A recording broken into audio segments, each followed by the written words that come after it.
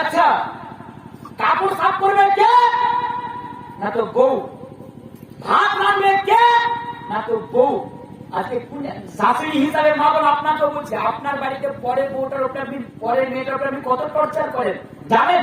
সেই মহিলাটার কি তাকে ইসলাম কি অধিকার দিয়েছে? আপনাকে একটা সত্যিকারী কথা বলে যাচ্ছি, বুঝতে পারবেন, তাহলে বুঝতে যাবেন কথাটা। রমজান মাসে সেহরি রান্না করতে উঠেনি তো রোজা রাখেনি, একজন বাড়ির মেয়ের আর একজন বাড়িতে গল্প করছে, হাজি জানো এক আগে বাড়িতে হারা পানি খেয়ে রোজা ধরেছি। মানে কত বড় আল্লাহ বাড়ি দেখুন।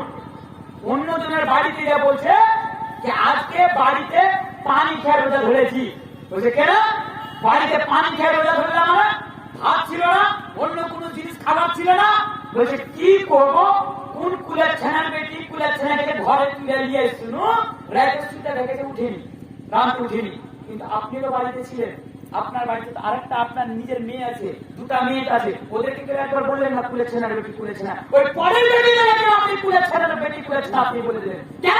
সে দায়িত্ব নিয়ে এসেছে আপনার বাড়িতে উঠে উঠে সে আপনাকে রান্না করে খাবে, আর আপনি আপনার মেয়েগুলো যে বাড়িতে বসে শুয়েছে মোবাইলে গান শুনে শুনে থাকবে, আর সে বাড়িতে বসে থাকবে, ও ভালো, আর আপনার বহুটা আপনার কাছে তখন খারাপ হয়ে গেল। আজকে আমাদের মেন পিড়িটা কোন জায়গায় দাঁড়িয়েছে দেখুন।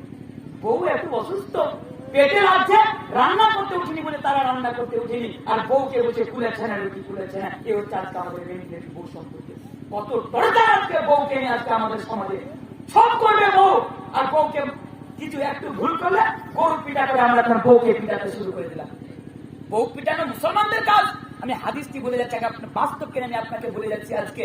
আপনি জানেন ওই লোকটা, একটা লোক দেখবেন শামসির বাজারে যে লাভ খেয়েছে, ম্যার খেয়েছে, তার মুখ থেকে একটা কথা বের হয় না, চু চু করে ম্যার খাচ্ছে। সেখানে বাড়িতে এসে তখন তাকে বলছি, আচ্ছা বউ জিজ্ঞাসা করছে, হাগো তোমার কি হয়েছে? তোমার এই হাতের এখানটা ফাটা, এখানটা ফাটা, এখানটা ফাটা, ব্যাপারটা কি?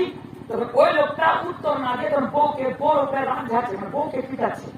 শামসিতে লাভ খায়ালো, সেখানে তার মুখ থেকে একটা কথা বের হলো না। আর যখন বাড়িতে এসে যখন বউটা তাকে একটু ভালো কথা জিজ্ঞাসা করলো, বউটাকে যখন গরু পিটা করে পিটাচ্ছে। এই আজকে আমাদের মেনটেন। আর আমরা নিজেকে মুসলিম বলে দাবি করে রেখেছি, নিজেকে মুমিন বলে দাবি করে রেখেছি। কত দুঃখের সাথে বলতে হচ্ছে। একটা লোক বলছে, শামসিটা আপনারা আমাকে অনেকে চিনেন, শামসিটা আমার ফ্ল্যাট আছে, শামসি পুলিশ ফাঁড়ির অপোজিটে আমার ফ্ল্যাট আছে, যেখানে এখন অ্যাপোলো নার্সিং হোম হয়েছে। আপনারা চিনবেন হয়তো অ্যাপোলো নার্সিং হোম। তো একদিন বসে আছি, একটা লোক গল্পে পরিচিতের মধ্যে গল্প করতে করতে বলছে, আমার শ্বশুরের বাড়ি থেকে আমার উপরে কেস করে দিয়েছে। কেস করে দিয়েছে মানে কোন ভুল কাজ করেছেন বলে শ্বশুর বাড়ি থেকে কেস করেছে? বলছে না, কোন ভুল কাজ করিনি, জাস্ট একটু রাগের মাথায় ছিলাম, বউকে পিটতে পিটতে কমল একটু হাড্ডি ভেঙে দিয়েছি, দানিশ কলিকার কাছে আছে বলে কেস করে দিয়েছি।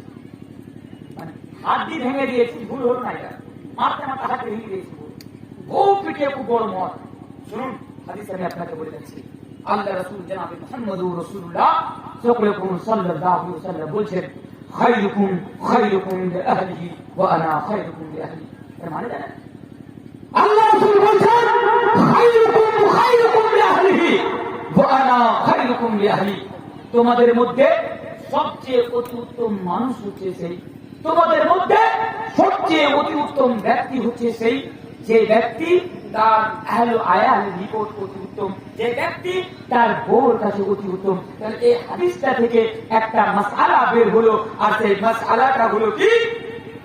সেই মাসআলাটা হলো একটা মানুষ কতক্ষণ পর্যন্ত ভালো হতে পারে না, একটা মানুষ অতক্ষণ পর্যন্ত ভালো মুসলমান হতে পারে না, একটা মানুষ অতক্ষণ পর্যন্ত একটা ভালো মুমিন হতে পারে না, যতক্ষণ পর্যন্ত সেই মানুষ তার বউর কাছে অতি উত্তম না হবে, ওই মানুষ তার বউর নিকট একটা ভালো মানুষ না হবে, ওই মানুষ তার আহলে আয়ালের নিকট একটা ভালো মানুষ না হবে। এই কথা আমি বলে যাচ্ছি না, এই কথা আল্লাহ রাসূল বলে যাচ্ছে।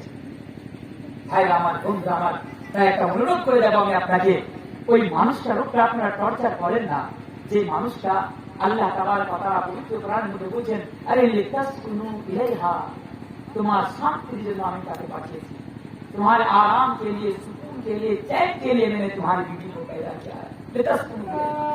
তাই আপনাদের কাছে আমার অনুরোধ, আপনার বাড়িতে বউ থাকলে আপনারা তার উপরে টর্চার করেন না। হুন্না লিবাসুল লাকুম ওয়া আনতুম লিবাসুল লাহুন্না। পবিত্র কোরআনে আপনাকে আপনার স্ত্রীর পোশাক আর আপনার স্ত্রীকে আপনার পোশাক বলছে।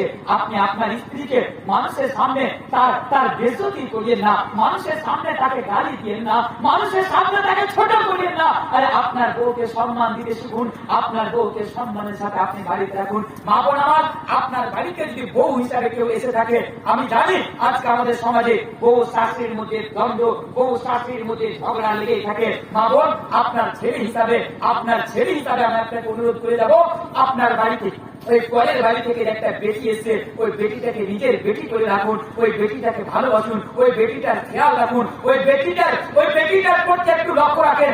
আপনার বাড়িতেও বেটি আছে, আপনার বেটিও কাউরি বাড়িতে যাবে। এটা আপনাদেরকে অনুরোধ করে গেলাম, আর এটা আপনাদের অনুরোধ করে গেলাম যে বউকে আপনারা সম্মান করতে শিখুন। দ্বিতীয় নম্বর পয়েন্ট শেষ, তৃতীয় নম্বর পয়েন্টের দিকে আপনারা আসুন। তৃতীয় নম্বর পয়েন্টের সাথে এসে ইনশাআল্লাহ তাআলা আজকের মতো আমি আমার বক্তব্য চলে যাব আপনাদের এখান থেকে। প্রথম নম্বর পয়েন্ট, বেটি থাকলে ইসলাম তাকে মর্যাদা দিচ্ছে। আর যদি বউ থাকে তাহলে তার ব্যাপারে বলছে খায়রুকুম লিআহলিহি ওয়া আনা খায়রুকুম লিআহলি। আর যদি মা, প্রত্যেকের বাড়িতে মা আছে, আপনাদের অনুরোধ করবো আপনারা চলে যেন না, আর আমাকে 10টা মিনিট আপনারা আমাকে সময় দেন। ইনশাআল্লাহ একসাথে আমরা এখান থেকে দোয়া করে যাব। আমি জানি এবং বারবার বলছি রাত অনেক হয়েছে, আপনারা তবুও বসে আছেন, আমি আপনাদের শুকরিয়া আদা করছি এবং ইনশাআল্লাহ তাআলা আমি আপনাদের জন্য দোয়া করব। মাত্র 10টা মিনিট সময় আমি আপনাদের কাছে চেয়ে নিচ্ছি। আর মা হিসাবে, মা, প্রত্যেকেরই বাড়িতে মা আছে, প্রত্যেকেরই বাড়িতে মা আছে, কিন্তু আজকে আমরা মাকে সে মর্যাদা দিতে পারলাম না। মাকে যে মর্যাদা ইসলাম দিয়েছে, মা বাবার উপরে আমরা কত বক্তব্য শুনেছি মওলানাদের মুখ থেকে, মসজিদের ইমাম সাহেবের কাছে, মাদ্রাসার মওলানাদের কাছ থেকে।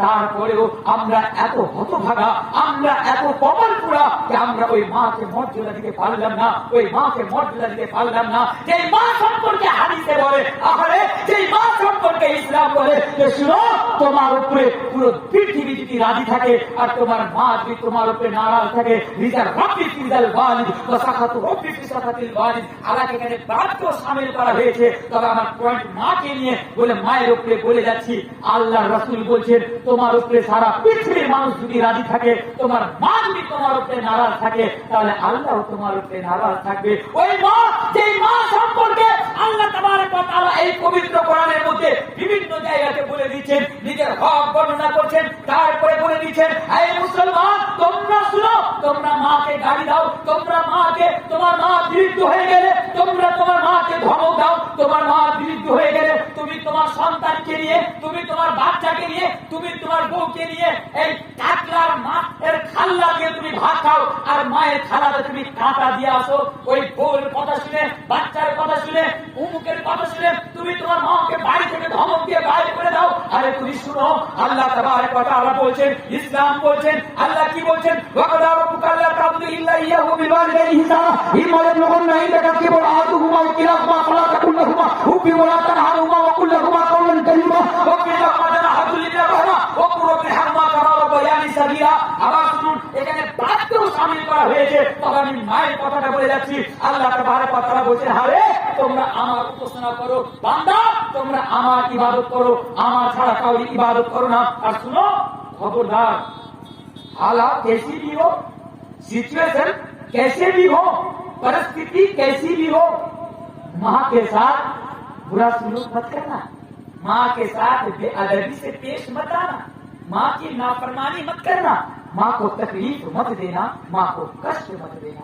इसलिए अल्लाह बोलছে তোমরা তোমার মাকে কষ্ট দিও না, আমার ইবাদত করো। আর আমার ইবাদত করার পরে তোমাদের কাজ হচ্ছে তোমার মায়ের সেবা করা, তোমার মায়ের সাথে ভালো ব্যবহার করা। আরে শুনো, আজকে তোমার মায়ের বয়স 70 বছর বলে তুমি কথায় কথায় তুমি মাকে ধমক দাও। আরে ওই মা, যেই মা তোমাকে 9 মাস 9 দিন ধরে তার পেটের মধ্যে রেখেছে, তার গর্ভের মধ্যে রেখেছে, বোন আপনি ওই মাকে ধমক দিয়ে কথা বলেন যেই মা আপনাকে 2.5 বছর ধরে দুধ পান করিয়েছেন। ইসলাম বলছেন না, এই তোমার ব্যবহার মেনে নেওয়া যাবে না, একে অ্যাকসেপ্ট করে নেওয়া যাবে না, একে স্বীকার করে নেওয়া যাবে না। শুনো, তোমার জান্নাতুকা ওয়া নারুকা, বাবাকেও সামিল করা হচ্ছে, কিন্তু মায়ের ব্যাপারে বলে যাচ্ছি আল্লাহ রাসূল বলছেন তোমার মাই হচ্ছে তোমার জন্য জান্নাত, তোমার মাই হচ্ছে তোমার জন্য জাহান্নাম। শুনো, আর একটু আগে আছেন, আমি আপনাকে আরেকটা হাদিস বলি। আল্লাহ রাসূলকে জিজ্ঞাসা করা হচ্ছে, আল্লাহ রাসূল মান আহাব্বুন নাস বিহুসনি সাহাবাতি। अल्लाह रसूल अपनी बोले, अल्लाह के नबी, अल्लाह के नबी आप बताइए कि रूए जमीन के ऊपर, आसमां के नीचे, इस धरती के ऊपर मैं सबसे ज्यादा लोगों में, मैं सबसे ज्यादा आसान तरीके से, अच्छे तरीके से मैं किसके साथ पेश आऊं? नबी से सवाल क्या करो, नबी से पूछा करो, आए नबी आप बताइए कि मैं लोगों में सबसे ज्यादा बेहतरीन सुलूक मैं किनके साथ करूं? तो अल्लाह के नबी ने फरमाया उम्मों का तेरी माँ के साथ, फिर फरमाया तुम्मा मन, फिर कौन, फिर किसके साथ? नबी ने फरमाया उम्मों का तेरी माँ, फिर फरमाया तुम्मा मन, फिर कौन? तो नबी ने फरमाया उम्मों का तेरी माँ। बार बार अल्लाह रसूल के प्रश्न करा, अल्लाह रसूल আমি সবচেয়ে কার সাথে ভালো ব্যবহার করবো? আল্লাহ রাসূল বলছেন তোমার মা, তোমার মা। আরে তোমার ওই মা যেই মাকে আজকে তুমি ধমক দিয়ে কথা বলো, ওই মা, তুমি তার সাথে সবথেকে ভালো ব্যবহার করো।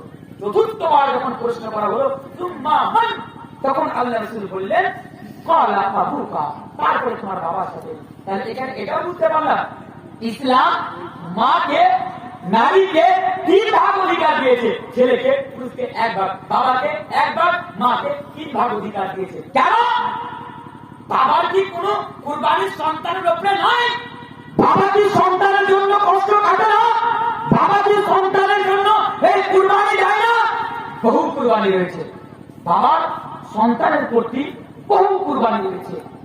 বাবারও অনেক অধিকার আছে ইসলামে, অনেক অধিকার আছে বাবার। তবে মায়ের কথাটা বলে যাচ্ছি, জানেন মাকে কেন এত অধিকার দেওয়া হলো?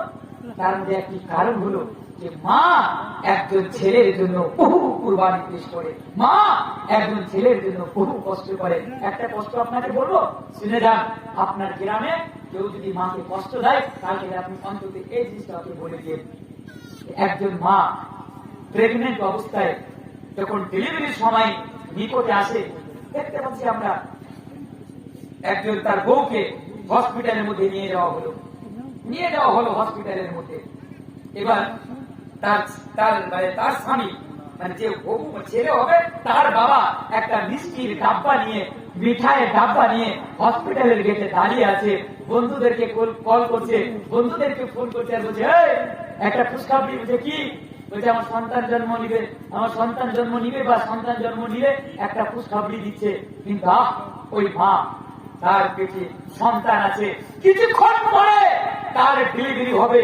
মা জানে হতে পারে এই সন্তানকে ডেলিভারি দিতে যে আমার মৃত্যু হয়ে যেতে পারে, এই দুনিয়া ছেড়ে আমি চলে যেতে পারি, এই দুনিয়াকে আমি খায়রাবাদ করে দিতে পারি, এই দুনিয়া থেকে আমি রুখসাত হয়ে যেতে পারি। কারণ কতজন মা আজকে সন্তান জন্ম দিতে যে এই দুনিয়াকে ত্যাগ করে, এই দুনিয়াকে ছেড়ে চলে যায়। কি কষ্ট মায়ের, যে এতদিন ধরে সন্তানকে তার গর্ভের মধ্যে রাখলো, তার উঠতে কষ্ট, বসতে কষ্ট, ঘুমাতে কষ্ট, সবকিছু করতে কষ্ট, আবার সন্তান জন্ম দেওয়ার জন্য এটাও অন্তরে ভয় যে হতে পারে কিছুক্ষণ পরে সন্তান জন্ম দিতে যে আমি এই দুনিয়াকে ত্যাগ করে এই দুনিয়াকে আমি ছেড়ে চলে যাব। মায়ের অনেক কুরবানি রয়েছে এই ইসলামের প্রতি, একজন সন্তানের প্রতি। তাই তো ইসলাম মাকে এত অধিকার দিয়েছে। ইসলাম আপনারা মাকে কষ্ট দিয়ে না, ইসলাম মাকে অনেক মর্যাদা দিয়েছে। আরে মাকে আপনারা কষ্ট দিয়ে না, মাই হচ্ছে আপনার জান্নাত, মাই হচ্ছে আপনার জাহান্নাম। একজন হিন্দু ভাই আমাকে প্রশ্ন করছে যে আমি যখন দিল্লিতে পড়াশোনা করতাম, আমার সাথে আমার অনেক আচ্ছা 10 মিনিট, 5-10 মিনিট, রাত অনেক হচ্ছে, কারণ 12টার পরে এমনিতে আলোচনা শেষ হয়ে যাচ্ছে। আমি 12টা আজকে এসছি আপনাদের সামনে। তো এটা শুনেন প্রশ্নটা। আমি দিল্লিতে যখন পড়াশোনা করতাম, তো আমার সাথে অনেক আমার নন মুসলিম ভাইরা থাকতো, হিন্দু ভাইরা থাকতো। তো একদিন আমার ক্লাসমেট, মানে বন্ধু আমাকে জিজ্ঞাসা করছে, তামিল ভাই আপনার এক সওয়াল করনা চাইতাম, আপনাকে একটা প্রশ্ন করতে চাই। আমি বললাম বলুন কি প্রশ্ন করতে চান? উনি তখন উত্তরে বলছে প্রশ্নটা, আচ্ছা আপনাদের মধ্যে কি মায়ের কোন মর্যাদা নাই? আমি বললাম কেন? বলছে আমাদের মধ্যে আমরা বাড়ি থেকে বাইরে কোথাও গেলে মাকে আমরা প্রণাম করি, মায়ের পায়ে আমরা মাথা নত করি, মায়ের সামনে আমরা সাজদা করি। তোমরা তো এগুলো কিছু করো না, তোমাদের মধ্যে কেউ মাকে সাজদাও করে না, মাকে প্রণাম করে না, তার মানে কি তোমাদের মধ্যে মায়ের কোনো সম্মান নাই, মর্যাদা নাই? তাই বললাম তাহলে শোনো, আমরা মুসলমান, আর আমরা যদি মাথা নত করি সেটা আল্লাহর সামনে করবো, আল্লাহ ছাড়া আমরা কারোর সামনে মাথা নত করবো না।